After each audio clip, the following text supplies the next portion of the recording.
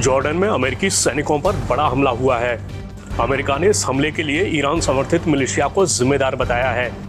वहीं ईरान ने हमले में अपनी भूमिका से इनकार किया है। हमले से तिलमिलाए अमेरिका ने कहा है कि वो इसका जवाब देगा। चलिए आपको बताते हैं कि इस हमले की जड़ में क्या है और किस तरह अब तनाव और बढ़ सकता है। बताया गया है कि बड़े आकार के ड्रोन ने जॉर्डन में टावर 22 के नाम से जाने जाने वाले लॉजिस्टिक सपोर्ट बेस पर हमला किया।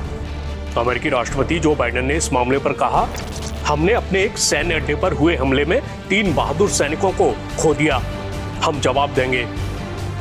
इस हमले में सैनिक घायल भी हुए हैं। इजराइल हमास युद्ध की शुरुआत के बाद से पश्चिम एशिया में अमेरिकी बलों के खिलाफ ऐसे समूहों की ओर से महीनों से हमले जारी हैं।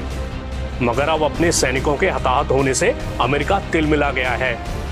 इस बीच खबर है कि पूर्वी सीरिया में ईरान समर्थित लड़ाकों ने अमेरिकी हवाई हमलों के डर से अपने ठिकानों को खाली करना भी शुरू कर दिया है। इस मामले पर अमेरिका के रक्षा मंत्री लॉयड ऑस्टिन ने कहा है, अमेरिका अपने सैनिकों और अमेरिकी हितों की रक्षा के लिए सभी जरूरी कार्रवाई करेगा। ऑस्टिन ने बताया कि सैनिकों को आतंकी संगठन IS को स्थायी रूप से हराने के लिए वहां तैनात किया गया था।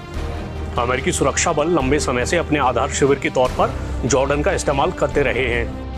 हमले के बाद इसमें अपनी भूमिका से इनकार करते हुए ईरान ने कहा है कि प्रतिरोधी समूह इजराइल की ओर से युद्ध अपराधों का जवाब दे रहे हैं। वे ईरान से आदेश नहीं लेते। जैसा कि आपको पता ही होगा कि इस वक्त गजा में इजराइल और फिलिस्तीनी उग्रवादी संगठन हमास के बीच युद्ध जारी है। इस बीच इजराइल पर आरोप लग रहे हैं कि उसके हमलों में गजा के आम लोग भी हताहत हो रहे हैं। वहीं अमेरिका इजराइल का करीबी दोस्त है। अमेरिका कई बार इजराइल से संयम बरतने की बात कह चुका है, मगर युद्ध में लगातार आम लोग हताहत हो रहे हैं। ऐसे में अमेरिका की भूमिका पर भी सवाल उठ रहा है कि क्या उसकी नसीहत महज दिखावा है।